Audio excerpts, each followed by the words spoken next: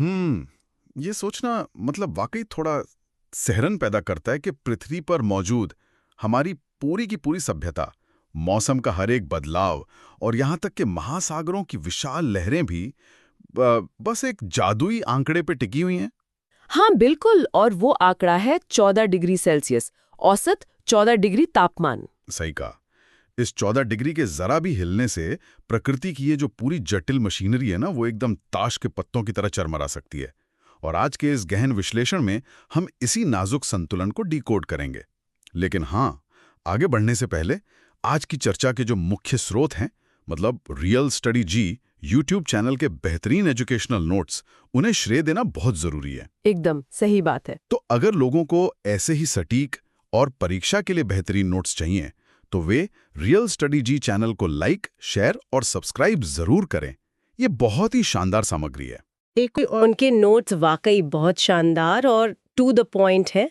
और आज का हमारा लक्ष्य भी सिर्फ कुछ तथ्यों का रटना नहीं है, बल्कि रियल स्टडी जी की उसी एग्जाम फोकस और मेमोरी ट्रिक्स वाली शैली का उपयोग करके प्रकृति के इस पूरे विशाल अर्थशास्त्र को समझना है। हाँ, तो चलिए इसी बात से शुरुआत करते हैं।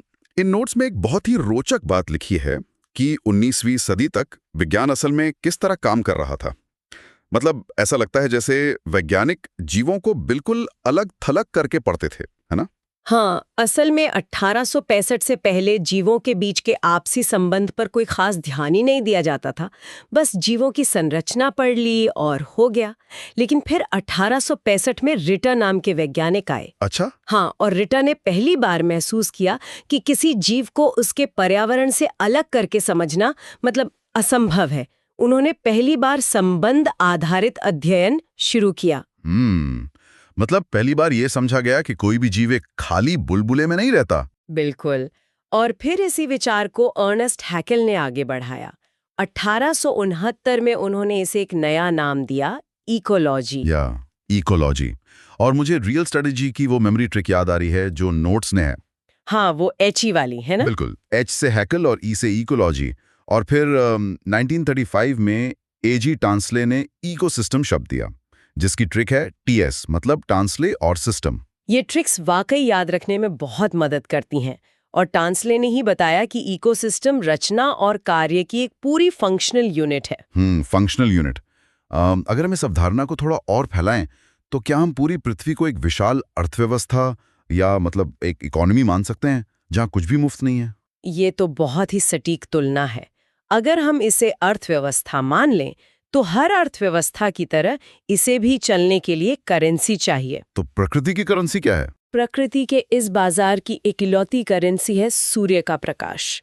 और इस अर्थव्यवस्था को चलाने के लिए दो घटक हैं, एक जैविक मतलब पेड़ पौधे और जानवर, और दूसरे अजैविक जैसे मिट्टी, पानी और हवा। मतलब पौधे इस सौर ऊर्जा रूपी करेंसी को प्रकाश संश्लेषण के जरिए रासायनिक ऊर्जा में बदलते हैं। सही कहा। लेकिन यहाँ एक बहुत बड़ा पेच है।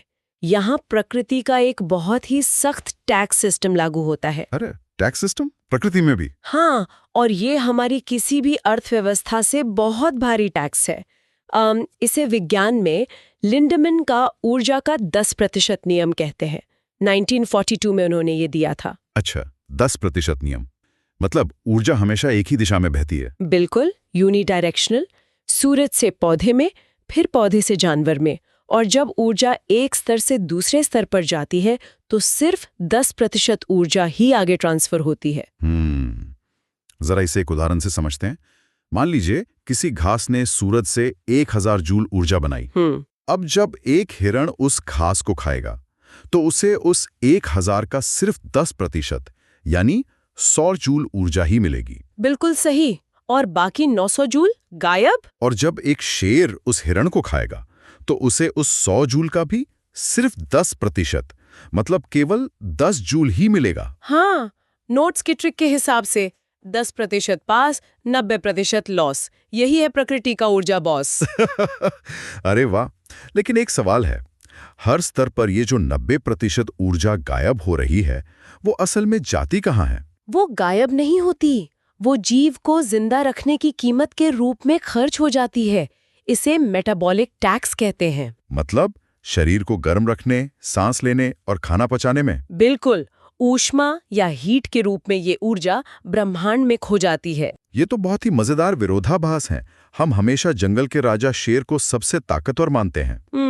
सही बात है। लेकिन इस मेटाबॉलिक टैक्स के हिसाब से तो शेर असल में सबसे ज्यादा टैक्स चुकाने के बाद बिल्कुल नाम मात्र की बची हुई ऊर्जा पर जिंदा है। बिल्कुल, वो रुतबे में सबसे ऊपर है, लेकिन ऊर्जा की अर्थव्यवस्था में सबसे गरीब है।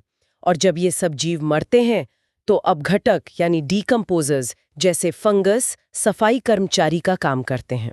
एकदम परफेक्ट सिस्टम, बिल्कुल, है ना? ये सब उसी 14 डिग्री के संतुलन में चल रहा था। लेकिन फिर इंसान ने इस 14 डिग्री के प्राकृतिक कंबल को कृत्रिम रूप से मोटा करना शुरू कर दिया। हाँ, और यहीं से ग्रीन हाउस प्रभाव की कहानी शुरू होती है, जिसे 1824 में जोसेफ फूरियर ने खोजा था। एक बात जो बहुत लोगों को भ्रमित करती है, क्या ग्रीन हाउस प्रभाव शुरुआत से ही कोई विलन है? बिल्कुल नहीं। विज्ञान के नजरिए से ये जीवन रक्षक कंबल था। सूरज की छोटी तरंगें या शॉर्ट वेव्स इस कंबल से अंदर तो आ जाती हैं, अच्छा, और पृथ्वी को गर्म करती हैं। लेकिन जब पृथ्वी उस गर्मी को लॉन्ग वेव्स के रूप में वापस छोड़ती हैं, तो ये गैसें उसे बाहर नहीं जाने देती। तो अगर ये कंबल ना होता तो पृथ्वी जम जाती। हाँ, सूरज ढलते ही सब कुछ माइनस में चला जाता। तो ये एक वरदान था। लेकिन हमने क्या किया? हमने कार्बन डाइऑक्साइड, मीथेन और नाइट्रस ऑक्साइड जैसी गैसें इतनी बढ़ा दी कि ये कंबल एक खतरनाक हीटर बन गया। बिल्कुल सही। और जब इसका असर दिखा तब दुनिया भर में खलबली मची। रियल स्टडी जी के नोट्स में इसका बहुत ही अच्छा टाइमलाइन है। 1972 का स्टॉकहोम सम्मेलन। हाँ, 5 जून को। इसी वजह से विश्व पर्यावरण दिवस मनाया जाता है। सही कहा। और फिर 1992 में पहला पृथ्वी सम्मेलन हुआ रियो में, और 1997 में आया क्योटो प्रोटोकॉल, जिसका मुख्य लक्ष्य कार्बन डाइऑक्साइड के उत्सर्जन को काटना था। मतलब एक तरफ तो हम धरती को गर्म कर रहे थे और दूसरी तरफ हमने अपनी सुरक्षा ढाल यानी ओजोन परत में ही छेद कर दिया। हाँ, ओजोन परत जो हमें सूरज की जानलेवा अल्ट्रावायलेट किरणों से बचाती है। हमने आखिरकार फ्रिज और स्प्रे के लिए CFC यानी क्लोरोफ्लोरोकार्बन गैस बना ली, जो ऊपर जाकर बहुत खतरनाक हो जाती है। बिल्कुल। CFC से निकला एक अकेला क्लोरीन का अणु, मतलब वो ओजोन के हजारों अणुओं को तोड़कर उन्हें नष्ट कर देता है। ये तो भयानक है। अंटार्कटिका के ऊपर वो बड़ा सा छेद इसी वजह से हुआ था। हाँ, लेकिन फिर 16 सितंबर 1987 को दुनिया एक साथ आई और मॉन्ट्रियल प्रोटोकॉल पर दस्तखत किए गए। इसकी भी ट्रिक है ना नोट्स में। ओजोन में हुआ होल, कनाडा ने लाया मॉन्ट्रियल प्रोटोकॉल। बिल्कुल, और इसीलिए 16 सितंबर को ओजोन दिवस मनाते हैं। ये दुनिया का सबसे सफल समझौता रहा है। अच्छा, आसमान और कारखानों की बात तो समझ आती है, लेकिन मुझे नोट्स का वो हिस्सा बहुत हैरान करने वाला लगा जो कृषि प्रदूषण के बारे में है। हाँ, धान की खेती वाला। बिल्कुल, मतलब कृषि तो मानव सभ्यता का आधार है, वो कैसे पर्यावरण के लिए इतना बड़ा खतरा बन गई? धान या चावल उगाने के लिए खेतों में हफ्तों तक पानी भर के रखना पड़ता है। अब पानी भरने से मिट्टी के नीचे ऑक्सीजन नहीं पहुंच पाती। अच्छा, तो ऑक्सीजन की कमी से कुछ होता है? हाँ, ऑक्सीजन ना होने पर वहां एनारोबिक बैक्टीरिया पनपते हैं जो सड़न पैदा करते हैं, और इस प्रक्रिया से बहुत भारी मात्रा में मीथेन गैस निकलती है। मीथेन, जो कि कार्बन डाइऑक्साइड से भी ज्यादा खतरनाक ग्रीन हाउस गैस है। बिल्कुल, और साथ ही हम DDT जैसे नॉन बायोडिग्रेडेबल रसायन इस्तेमाल करते हैं जो कभी खत्म नहीं होते। और यहीं से शुरू होता है वो जिसे मैं हमारे शरीर पर एक सीधा जैविक हमला कहूंगा। मतलब अब प्रदूषण सिर्फ हवा में नहीं है, वो हमारे फेफड़ों और खून में आ गया है। आप वायु प्रदूषण की बात कर रहे हैं ना? हाँ, खास तौर पर कार्बन मोनोऑक्साइड गैस की। अगर मैं इसे एक उदाहरण से समझाऊं। हाँ, जरूर। मतलब हमारे खून में जो हीमोग्लोबिन है, उसे एक टैक्सी मान लीजिए। उसका काम है ऑक्सीजन नाम के यात्री को शरीर के हर अंग तक पहुंचाना। हाँ, बहुत बढ़िया उदाहरण है। लेकिन ये कार्बन मोनोऑक्साइड एक ऐसा आक्रामक यात्री है जो हीमोग्लोबिन की तरफ ऑक्सीजन से 200 गुना ज्यादा आकर्षित होता है। अरे बाप रे, 200 गुना? हाँ, तो वो ऑक्सीजन को धक्के मारकर बाहर निकाल देता है और खुद पूरी टैक्सी पर कब्जा कर लेता है, जिससे इंसान का दम घुटने लगता है। ये तो वाकई खतरनाक है। और इसके अलावा सीसा यानी लेड भी है जो सीधे नर्वस सिस्टम को नष्ट करता है। एस्बेस्टस से फेफड़े खराब होते हैं और कैडमियम से दिल की बीमारियां। और ये जहर सिर्फ इंसानों तक सीमित नहीं है। नोट्स में एक शब्द है स्टोन लेप्रेसी, यानी पत्थरों का कुष्ठ रोग। हाँ, अम्ल वर्षा या एसिड रेन की वजह से। बिल्कुल। कारखानों से निकलने वाली सल्फर डाइऑक्साइड और नाइट्रोजन ऑक्साइड गैसें पानी से मिलकर सल्फ्यूरिक और नाइट्रिक अम्ल बनाती हैं। और जब ये तेजाब ताजमहल के संगमरमर पर गिरता है तो वो कैल्शियम कार्बोनेट को जिप्सम में बदल देता है, जिससे ताजमहल पीला पड़ रहा है। मतलब प्रदूषण इतना बढ़ गया है कि निर्जीव पत्थर भी बीमार पड़ रहे हैं। और पानी के प्रदूषण की बात करें तो वहाँ बायोमैग्निफिकेशन का कहर है। ये वही डीडीटी वाले रसायन से जुड़ा है ना? हाँ, जब कारखानों का जहर पानी में जाता है तो छोटी मछलियों से होते हुए बड़ी मछलियों तक पहुंचता है, और क्योंकि ये शरीर से बाहर नहीं निकलता, इसकी मात्रा बढ़ती जाती है। और जब इंसान उस मछली को खाता है तो सारा जहर उसकी प्लेट में आ जाता है। जबान का मिनीमाता रोग इसी का उदाहरण है ना? बिल्कुल। पारे या मर्क्यूरी के कारण हजारों लोगों का नर्वस सिस्टम तबाह हो गया था। पानी के प्रदूषण को मापने का एक और तरीका भी है, बीओडी, बायोकेमिकल ऑक्सीजन डिमांड। हाँ, तो क्या मछलियां सीधे कचरे के जहर से मरती हैं? नहीं, असल में जब पानी में कचरा बढ़ता है तो उसे सड़ाने के लिए बैक्टीरिया बढ़ जाते हैं, और ये बैक्टीरिया पानी की सारी ऑक्सीजन सोख लेते हैं। ओहो, मतलब हाई बीओडी का मतलब है ऑक्सीजन की भारी कमी। बिल्कुल। मच्छियां कचरे से नहीं बल्कि ऑक्सीजन न मिल पाने के कारण तड़प कर मरती हैं। ये सब सुनकर वाकई लगता है कि औद्योगिकीकरण एक अंधी दौड़ है। और बिना नियमों के इसका क्या नतीजा होता है? इसका सबसे क्रूर उदाहरण भारत ने खुद देखा है, भोपाल गैस त्रासदी। हाँ, 3 दिसंबर 1984 की वो रात यूनियन कार्बाइड फैक्ट्री से मिथाइल आइसोसाइनेट का रिसाव हुआ था, जिसे MIC गैस भी कहते हैं। और ये गैस हवा से भारी थी ना? हाँ, और यही सबसे बड़ा कारण था तबाही का। भारी होने के कारण वो गैस ऊपर नहीं उड़ी बल्कि जमीन के पास एक कोहरे की तरह फैल गई। और सोते हुए हजारों लोगों ने अपनी जान गंवा दी। ये इंसानी फितरत है कि हम किसी बड़ी त्रासदी के बाद ही जागते हैं। इसके बाद ही भारत में छाता कानून आए। छाता कानून मतलब अम्ब्रेला लॉज। 1985 में पहली बार पर्यावरण मंत्रालय बना, और 1986 में पर्यावरण संरक्षण अधिनियम आया। फिर 1988 में वन नीति, और अंत में 2010 में NGT यानी राष्ट्रीय हरित प्राधिकरण बना, पर्यावरण मामलों की तुरंत सुनवाई के लिए।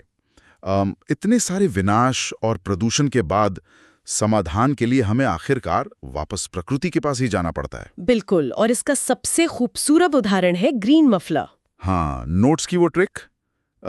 सर्दियों में कान बचाता मफलर, हाईवे का शोर बचाता ग्रीन मफलर। एकदम सही। ध्वनि प्रदूषण रोकने का प्राकृतिक तरीका। पेड़ों की घनी कतारें ध्वनि तरंगों को सोख लेती हैं। मतलब ये सिर्फ एक दीवार नहीं है जो आवाज को वापस फेंक दें। नहीं, पेड़ों के चौड़े पत्ते और तने शोर को अपने अंदर एब्जॉर्ब कर लेते हैं। जरा सोचिए, एक अकेला पेड़ क्या क्या कर रहा है। वो कार्बन सिंक है, हवा को साफ करने वाला एयर फिल्टर है, और अब साउंड एब्जॉर्बर भी है। हमारी सबसे एडवांस सिलिकॉन टेक्नोलॉजी भी ऐसा मल्टीटास्किंग नहीं कर सकती। सच में प्रकृति के ये खामोश सफाई कर्मचारी अद्भुत हैं। और यही हमें वापस उसी 14 डिग्री के नाजुक संतुलन पर ले आता है जहां से हमने शुरुआत की थी। बिल्कुल। आज हमने बहुत कुछ समझा, उस 14 डिग्री के जादू से लेकर लिंडेमैन के 10% ऊर्जा नियम तक, और कैसे इंसान ने ग्रीनहाउस प्रभाव के जीवन रक्षक कंबल को एक हीटर बना दिया, और कैसे मॉन्ट्रियल प्रोटोकॉल और ग्रीन मफलर हमें उम्मीद देते हैं। रियल स्टडी जी के नोट से वाकई बहुत गहरी क्लैरिटी मिली है। हाँ, जो भी लोग परीक्षा की तैयारी कर रहे हैं उनके लिए ये तथ्य आधारित चर्चा बहुत काम की है। तो एपिसोड को खत्म करते हुए एक बात जो मेरे दिमाग में आ रही है। क्या? अगर हाईवे के किनारे खड़े कुछ साधारण पेड़ इतना शोर सोख सकते हैं और हवा साफ कर सकते हैं, तो जरा सोचिए घने जंगलों के अंदर ऐसे कितने ही प्राकृतिक आविष्कार और जैविक प्रणालियां छिपी होंगी, जिन्हें हमने अभी तक खोजा भी नहीं है। बिल्कुल। और हम उन्हें सिर्फ कंक्रीट के लिए नष्ट कर रहे हैं।